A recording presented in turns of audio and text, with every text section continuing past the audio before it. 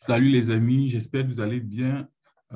Voilà, comme promis, je vais essayer de corriger euh, quelques épreuves de l'examen d'entrée de juillet. Donc, je vais commencer par biologie, qui est bien entendu la partie où je me sens le plus à l'aise. Et après, je ferai toutes les matières de non scientifiques, donc raisonnement, empathie, communication éthique.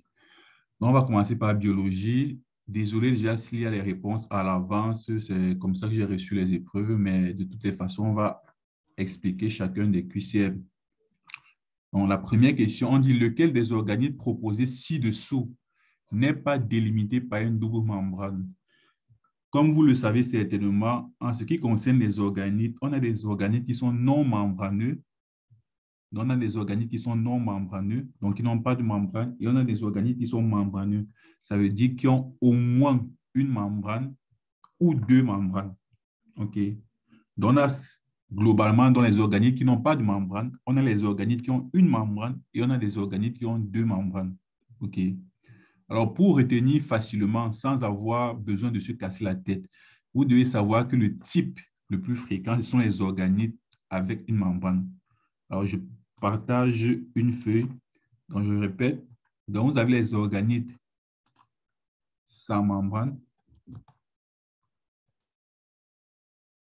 les organites avec une membrane et les organites avec deux membranes. OK? Alors, les organites avec une membrane sont les plus nombreux. Donc, ne les retenez pas, en fait. On va juste déduire. Les organites sans membrane, on en a deux principaux. On a le lysosome, autant pour moi le ribosome, et le centrosome. OK. Ce sont les deux principaux organites sans membrane. Le reste, les flagelles et tout ça, c'est vraiment particulier de certaines cellules. Maintenant, on a les organites avec deux membranes, donc avec une double membrane qui ressemble à la membrane cellulaire. Ce sont pour la plupart les organites semi-autonomes. Et comme vous savez, on a deux organites qui sont semi-autonomes, la mitochondrie et son alter ego, le chloroplaste. Et puis, on a le noyau qui n'est pas réellement un véritable organite, mais qui a quand même une double membrane. Donc, je vais ajouter le noyau. Donc, maintenant, quand vous connaissez les organites qui ont deux membranes et les organites qui n'ont pas de membrane, vous pouvez déduire que tout le reste, tous les autres organites ont une seule membrane. Voilà. Donc, du coup, si on revient sur notre feuille, on voit donc que l'appareil de Golgi est le seul organite qui n'a pas de membrane. On voit que le noyau est entouré de la membrane nucléaire qui est semblable à la membrane cytoplasmique, donc il y a deux membranes.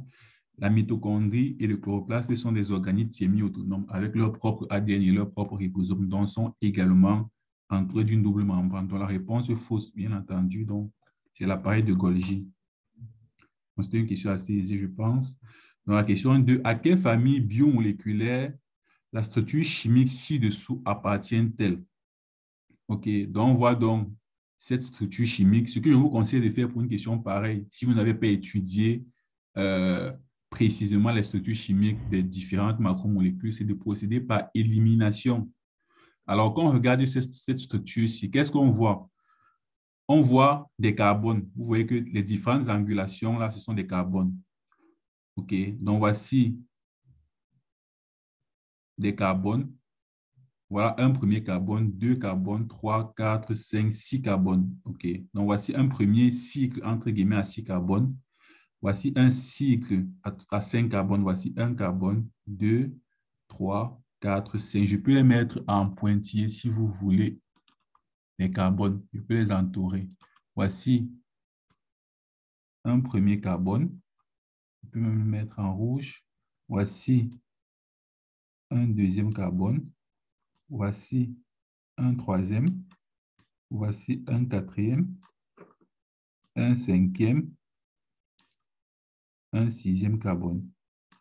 Donc, voici déjà un cycle à six carbones. Sur cette autre molécule-ci, voici cette partie.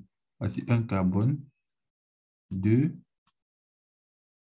trois, quatre, cinq. Donc, vous avez en fait, deux cycles, un cycle à 6 carbones et un cycle à 5 carbones. OK. Donc, en plus des carbones, qu'est-ce qu'il y a d'autre? On a des OH, donc alcooliques, quoi. On a des extrémités alcooliques sur chaque carbone, fixées sur chaque carbone. Donc, on regarde un peu à quoi ça peut correspondre. Je vais commencer par le bas. Une protéine. Est-ce que ça peut être une protéine? Une protéine est caractérisée par quoi? Par deux extrémités. Une extrémité amine, donc une extrémité NH2, et une extrémité carboxyle, donc une extrémité COOH. On voit bien que cette molécule n'a aucun azote. On n'a pas d'extrémité amine. Donc, on peut dire être sûr. Ne cherchons même pas à savoir pour carboxyle. Mais on voit déjà que ça ne peut pas être une protéine parce qu'il n'y a pas de N. Toute protéine est constituée d'acides aminés. Et les acides aminés ont toujours au moins un azote, ont toujours au moins une extrémité NH2. OK, donc ça ne peut pas être voilà, une protéine. Est-ce que ça peut être un lipide? Comme vous savez, les lipides, on en a plusieurs. Les lipides sont généralement linéaires, excepté les stéroïdes, donc les dérivés du cholestérol. OK? OK? Et les dérivés du cholestérol n'ont pas cet aspect-ci. OK? Donc, n'ont pas ce O-ci-là, par exemple. Que vous voyez là, ce O-ci.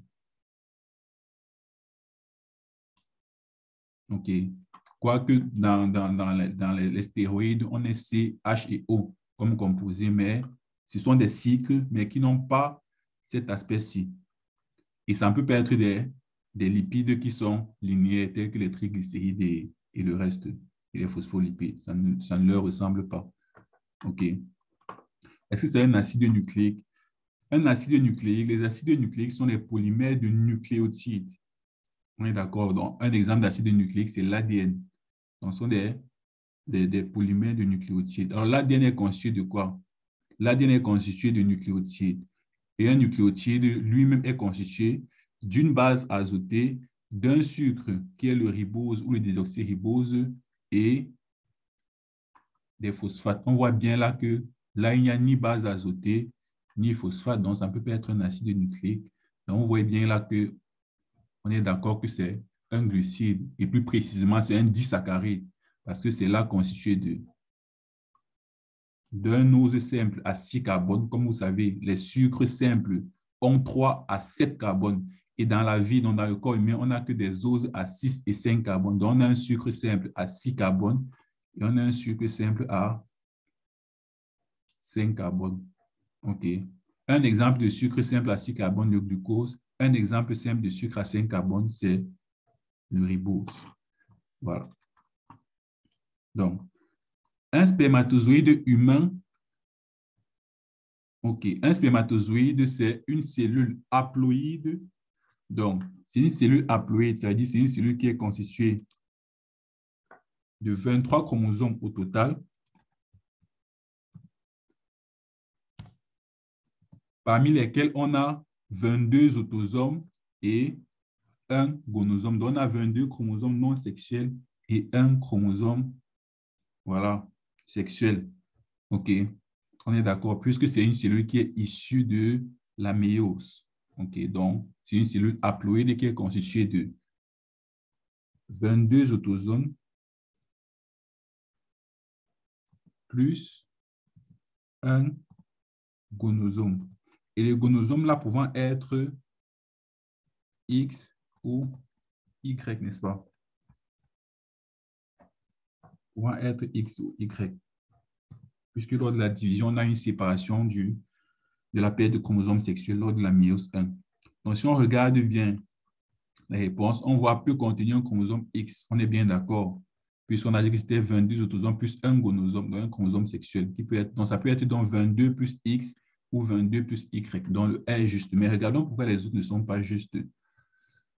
Contient 46 chromosomes. On est d'accord que c'est faux. Contient 23 chromosomes puisque c'est une cellule haploïde.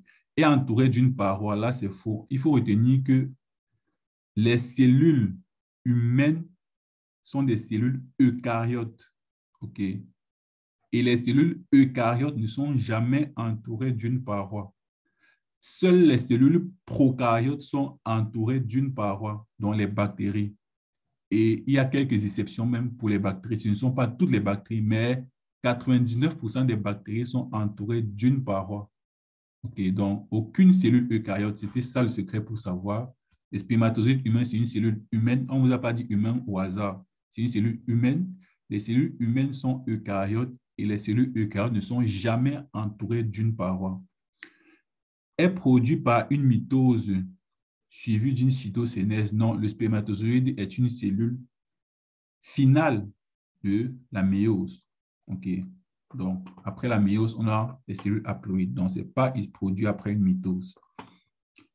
Voilà. Donc, parmi les propositions suivantes, quelle fonction n'est pas commune aux cellules bactériennes, animales et végétales? OK. Quelle n'est pas commune? Donc, on veut savoir ce qui est commun aux cellules bactériennes, animales et végétales. Il suffit de reformuler. Les cellules bactériennes sont des cellules prokaryotes. On est d'accord, n'est-ce pas? Donc, les cellules animales et végétales, pour la plupart, sont eucaryotes. Je laisse les quelques exceptions. OK. Donc, on veut donc des caractéristiques qui sont communes aux cellules prokaryotes et aux deux types de cellules eucaryotes, donc animales et végétales. On va regarder ensemble la transcription. Comme vous le savez, la transcription, c'est la première étape pour l'expression de l'information génétique. Donc, pour qu'une cellule produise une protéine, elle doit transcrire son ADN. Donc, c'est quelque chose qui est commun à tout le monde. On doit avoir une transcription et on doit avoir une traduction. OK? Donc, c'est quelque chose qui est commun aux cellules bactériennes, animales et végétales. L'oxydation du glucose en pyruvate, dont la glycolyse. La glycolyse aussi, c'est quelque chose que toutes les cellules font jusqu'au niveau du pyruvate. Parce que par la suite, le cycle de Krebs, ce ne sont pas toutes les cellules qui vont les faire. Ce sont juste les cellules qui ont une mitochondrie. Comme vous savez, la dégradation du glucose se fait d'abord dans le cytoplasme, la glycolyse, et le reste va se faire dans la mitochondrie pour les cellules qui ont la mitochondrie. OK? Donc, ça veut donc dire que toutes les cellules font la glycolyse, mais toutes les cellules ne vont pas continuer jusqu'au cycle de Krebs. Par exemple, les cellules bactériennes ne vont pas continuer jusqu'au cycle de Krebs. Donc, vous voyez que c'est l'oxydation du glucose en pyruvate dont la glycolyse est commune à toutes les cellules. Mais la suite, les bactéries ne vont pas faire cela. OK, donc jusque-là, c'est juste. La division cellulaire. Voilà, donc toute cellule doit se multiplier. Maintenant, le mode de division n'est pas le même. Par exemple, pour les bactéries qui sont des cellules prokaryotes, on va avoir une division binaire ou amitose. Et pour les cellules eucaryotes, donc animales et végétales, on va avoir plutôt une mitose. OK? Donc, le mode de division n'est pas le même, mais la finalité est la même. De toutes les façons, toute cellule est vouée à se diviser de façon générale. Donc, c'est aussi une caractéristique qui est commune à toutes les cellules. Voilà. Et la fixation de l'azote. On est bien d'accord que les bactéries ne vont pas faire cela. Si une, et même par élimination, donc on va à la question 5, si une cellule cancéreuse en culture génère par des mitoses successives 256 cellules, après 16 heures, quelle est la durée moyenne de son cycle cellulaire? Ce qu'il faut faire ici, c'est de savoir le nombre de cycles qu'il y a eu. On va aller de nouveau dans notre petit brouillon. Donc, on a eu au total 256 cellules. Sachant qu'on est quitté d'une cellule, ce qui aurait été simple de faire sans avoir besoin de mettre deux exposants x égale à 256, parce que ce qu'il faut faire, c'est mettre deux exposants x égale à 256 et vous trouvez directement que vous avez 6 cycles cellulaires. Mais bon, on n'a même pas besoin de faire ça. Vous avez une cellule, n'est-ce pas? Elle se divise. Donc, après un cycle, on en a deux. N'est-ce pas? Je vais mettre un sur la même ligne. Après un cycle, on en a deux. Après deux cycles, on en a quatre. Après trois cycles, on en a 8, puisque la quantité double à chaque fois. Après un autre cycle, on en a 16. Après un autre cycle, on en a 32. Après un autre, on en a 64. Après un autre, on en a 128. Et après un dernier, on en a 256. OK, donc on peut donc voir que pour aboutir à 256, on va faire un cycle, 2, 3, 4, 5, 6, 7, 8. 8 et pas 6 comme j'ai dit tout à l'heure. 8 cycles. OK. Donc la cellule s'est divisée 8 fois. On est d'accord? Et la cellule s'est donc divisée 8 fois. Et c'est divisée 8 fois en combien de temps? On regarde ensemble. La cellule s'est divisée 8 fois en 16 heures. Donc, je me suis divisé 8 fois en 16 heures. Je fais tout simplement ma règle de 3. Si je me suis divisé 8 fois en 16 heures, OK, 8 fois en 16 heures, ça veut donc dire que une division a duré 2 heures, ou du moins un cycle cellulaire. On est d'accord?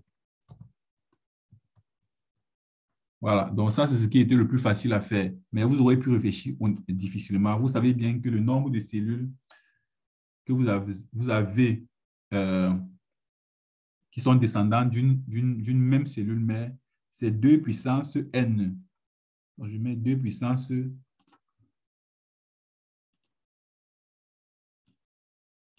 n ou x. 2 puissance n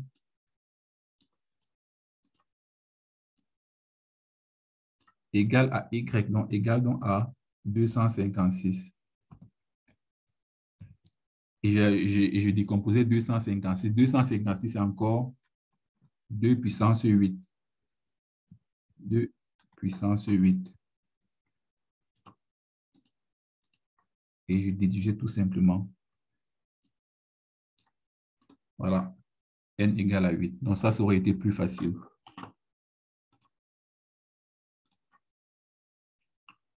Bon, la figure suivante montre deux compartiments concernant une solution de glucose dont la concentration est plus basse dans le compartiment X que le compartiment Y. Voilà, c'est intéressant. Donc, ici, là, la solution est diluée. Donc, il y a, voilà, la solution est diluée, est moins concentrée. Et dans Y, la solution est plus concentrée. Si les deux compartiments sont séparés par une membrane semi-perméable, dans quel sens les molécules d'eau vont-elles se déplacer? On est bien d'accord que les molécules d'eau vont se déplacer du milieu le moins concentré vers le milieu le plus concentré. Bien d'accord, c'est le cas particulier de l'osmose et des transports passifs de solvants et pas de solutés. Voilà. Donc, on va quitter du milieu le moins concentré vers le milieu le plus concentré. Et comme vous savez, le milieu le moins concentré, c'est le milieu c'est le milieu où il y a le plus d'eau, entre guillemets. Et le milieu le plus concentré, c'est le milieu où il y a le moins d'eau. Donc, en fait, on quitte du milieu où il y a le plus d'eau, c'est le milieu où il y a le moins d'eau. Souvenez, vu qu'on parle de concentration, on parle de concentration d'un soluté dans un solvant. Donc, si on te dit que cette solution-ci est diluée, ça veut dire qu'il y a peu de soluté par rapport au solvant, qui est l'eau. Donc, il y a beaucoup d'eau, en fait, par rapport au glucose. Donc, du milieu où il y a le plus d'eau vers le milieu où il y a le moins d'eau. Voilà donc. Donc, on fait un transport contre le gradient de concentration, donc du milieu le moins concentré vers le milieu le plus concentré. Voilà, donc de X à Y, contre le gradient de concentration. Voilà. OK. Le génotype d'un organisme diploïde est A sur A, B, B, C, C, D, D, pour les gènes A, B, C, D. Sachant que les 4 gènes sont situés sur des chromosomes différents et qu'il ne se produit pas de crossing over, combien de gamètes cet organisme peut-il produire? OK. Donc, on voit bien que on va écrire les 4 gènes, les 4 génotypes sur notre brouillon. On a A, petit a, grand A, bas, petit a, grand B,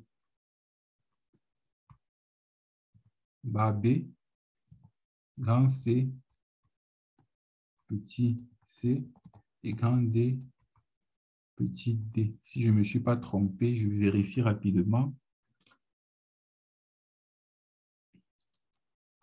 Voilà, je crois que je ne me suis pas trompé. Alors, pour connaître le nombre de gamètes, comme vous vous doutez bien, on va déjà savoir, on voit bien que pour ceux, je vais mettre ça en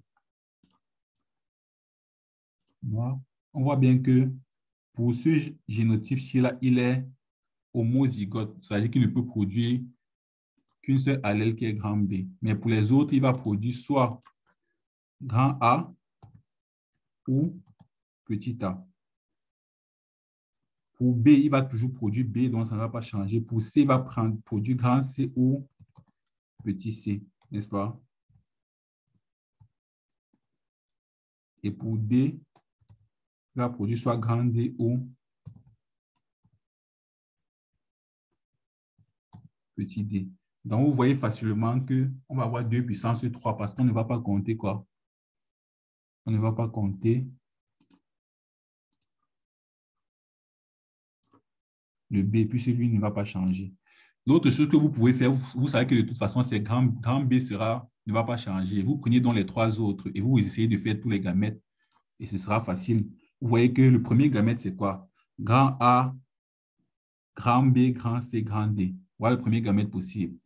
Le deuxième gamète, c'est grand A, grand B, grand C, petit d. On est d'accord, n'est-ce pas? Le troisième gamète, c'est grand A, grand B, petit c, grand d. On est d'accord. Quatrième gamète, grand A, grand B, petit c, petit d. Voilà quatre gamètes déjà. Cinquième gamète, petit a, grand B, grand C, grand D. Petit a, s'il vous plaît. Sixième gamète, c'est petit a, grand B, grand C, petit d. Septième gamète, petit a, grand B, petit c et petit et grand d. Et huitième gamète, petit a, grand B, petit c, petit d. Donc, vous voyez que ça fait 8 gamètes. Il n'y a pas d'autres gamètes qui peuvent être produits à base de ce génotype-là. Mais vous aurez simplement pu faire 2 puissance 3. Pourquoi 2? Parce que parce qu'il peut produire deux allèles en fait. Pour les hétérozygotes, chacun peut produire deux allèles. Et comme il y a 3 gènes, c'est 2 puissance 3. Sinon, tu aurais pu faire ça sur ton brouillon. Ça, c'est petit d. OK.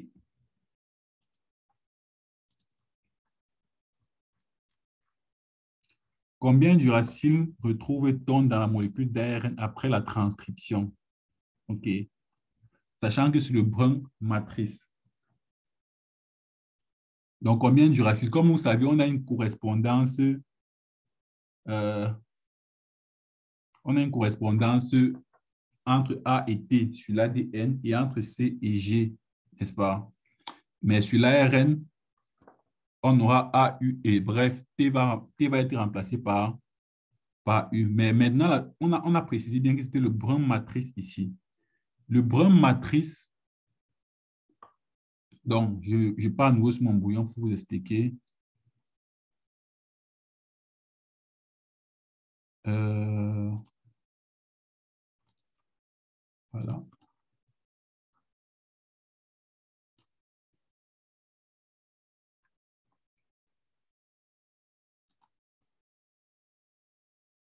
Donc, ça va être long de dessiner la molécule. Je peux déjà faire la correspondance. Je vais me rendre compte tout simplement. Oh.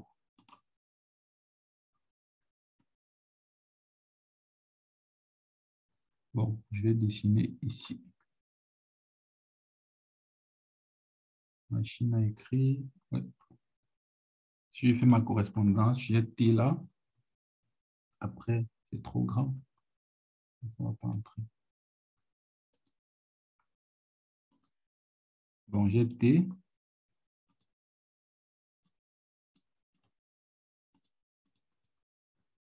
J'ai G.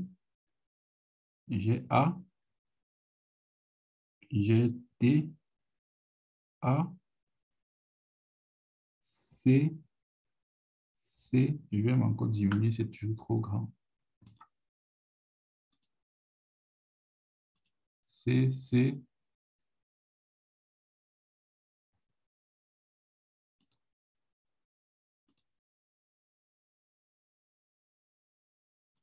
Ah, C. C. T. T. G. C. T. G. A. C. T. T. A. A. C, G, C, G, A, C, C, T. Quand vous avez fait ça, vous n'avez plus qu'à remplacer maintenant. Ça, c'est le point complémentaire de l'ADN. Vous n'avez plus qu'à remplacer maintenant tous les T par U. Donc, je remplace tout simplement maintenant pour avoir mon ARN, je remplace tous les T par U. Je mets par exemple U, deuxième U, troisième U, quatrième U, 5, 6, 7. Donc, quand j'ai fait ça, je vois bien qu'il y a 7 uracils.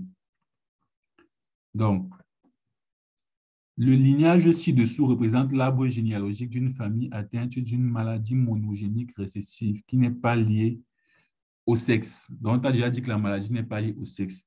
Chaque fois que je donne cours, je dis toujours deux choses. Quand vous avez un pédigré, un arbre généalogique comme ça, avant même de lire la question, en fait, vous devez vous poser deux questions. La question du type de chromosome porté par la maladie, est-ce que c'est sur un chromosome sexuel ou bien sur un autosome? Est-ce que c'est lié au sexe ou pas? Et vous savez comment déterminer. Et la deuxième question que vous devez vous poser, c'est de savoir si c'est dominant ou récessif. OK. Voilà. Donc, on voit bien que là, on a des garçons. La maladie n'est pas liée au sexe, donc c'est porté par un autosome. Ça, on nous a déjà dit. Et on voit aussi que c'est une maladie qui est récessive. Bon. Si la fréquence des hétérozygotes dans la population considérée est négligeable, quelle est la probabilité que l'enfant de la dernière génération soit atteint de la maladie? Donc, si la fréquence des... Ah, on nous avait déjà dit qu'elle était récessive plus haut. Si la fréquence des hétérozygotes dans la population considérée est négligeable, quelle est la probabilité de l'enfant de la dernière génération, donc que cet enfant-ci soit atteint de la maladie? OK. Donc, on va déjà voir la probabilité que que chacun de ses parents soit hétérozygote. Parce que déjà, ses parents ne sont pas malades. Pour que cet enfant-ci soit malade, il faut que ses deux parents soient hétérozygotes. Je répète, pour que cet enfant-ci soit malade, il faut que ses deux parents soient hétérozygotes. Et quand ces deux parents seront hétérozygotes, la probabilité pour lui d'être malade sera de 1 quart. Il faut qu'on soit d'accord. Ça, c'est un monohybridisme hétérozygote F1 classique. Si ces deux parents sont hétérozygotes, la probabilité pour cet enfant d'être malade, c'est 1 quart. Maintenant, voyons la probabilité que ces deux parents soient hétérozygotes. On est déjà d'accord que ce parent-ci est hétérozygote, forcément, puisque sa mère est malade. Donc, son père, autant pour moi, est malade. Ça veut dire, si je me décide à écrire, bon, là, on va faire cette correction en deux fois, parce que la machine, l'enregistrement va s'arrêter. Si je me décide à écrire, ça veut donc dire que ce parent-ci est malade sur malade.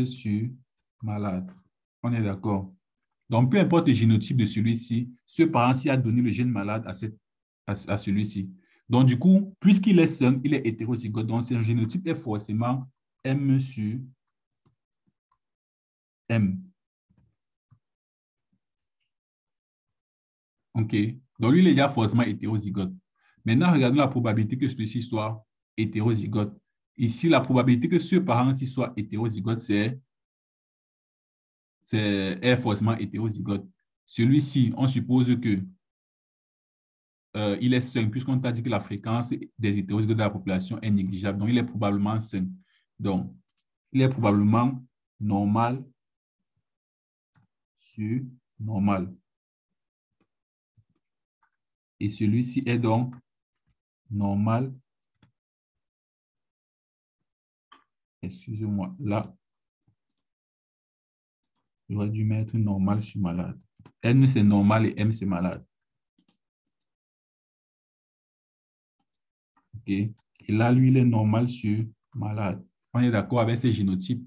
Je répète, celui-ci est forcément hétérozygote parce que son père est malade. Et puisque son père est malade, il est homozygote puisque la maladie est récessive.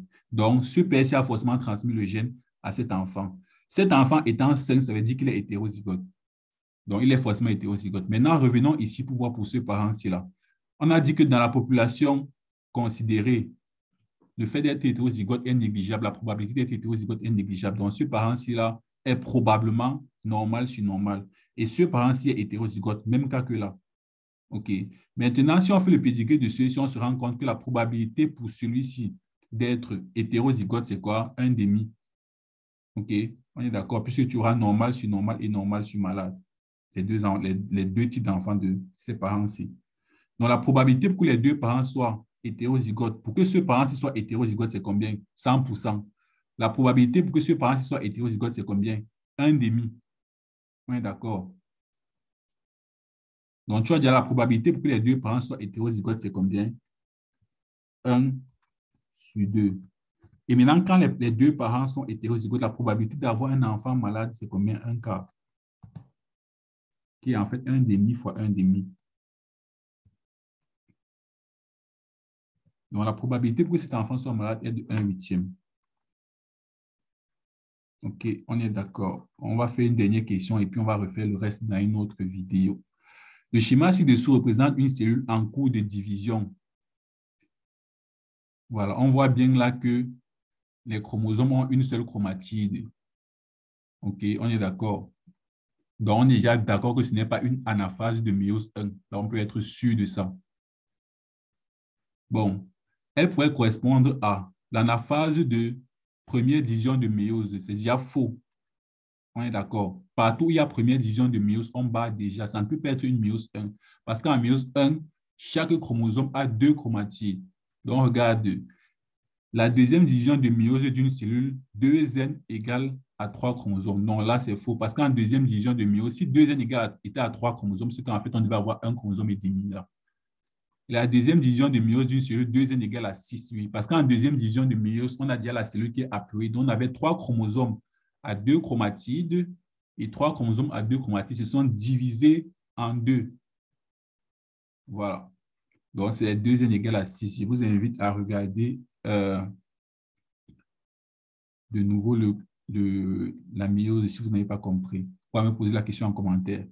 Laquelle des propositions suivantes se rapportant aux maladies génétiques humaines est fausse? Certaines maladies génétiques humaines sont le résultat d'une anomalie chromosomique. Oui, lorsqu'il y a une non-disjonction des chromosomes en anaphase 1, on a souvent des trisomies et des monosomies.